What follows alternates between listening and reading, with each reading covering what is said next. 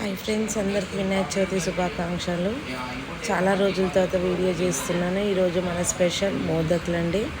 దానికోసం ఫస్ట్ పచ్చి కొబ్బరిని తురుముకొని ఒక కప్పు బెల్లానికి ఒక కప్పు కొబ్బరి తురుము వేసి ఇలా స్టవ్ పైన పెట్టుకొని అదంతా దగ్గర అయ్యే వరకు పెట్టుకున్నాను. పెట్టుకున్న తర్వాత ఇంకా ఇలా దగ్గర అయింది. దీంట్లో కొంచెం యాలకుల పొడి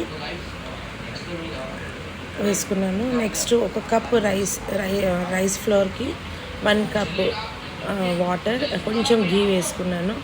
అది వాటర్ కొంచెం మసిలిన తర్వాత మన రైస్ ఫ్లోర్ ఉంటుంది కదా, అది వేసుకొని ఇలా దగ్గర అయ్యే వరకు కలుపుకోవాలి. ఉండలు రావద్దండి. ఉండలు వచ్చిన తర్వాత పిసుకోవచ్చు.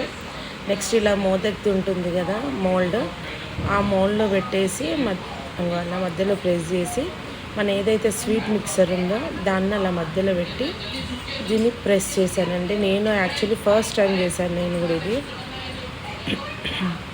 చాలా బాగా వచ్చాయి అండ్ టేస్ట్ కూడా చాలా బాగుంది. ఇదిగోండి, ఇలా తీసేస్తే మన మోదకులు రెడీ. ఇలా మోల్డ్ లేని వాళ్ళు చేతితో అయినా కొంచెం పల్చగా చేసేసుకొని మన కజ్జికాయల షేప్లో కూడా చేసుకోవచ్చు అండి.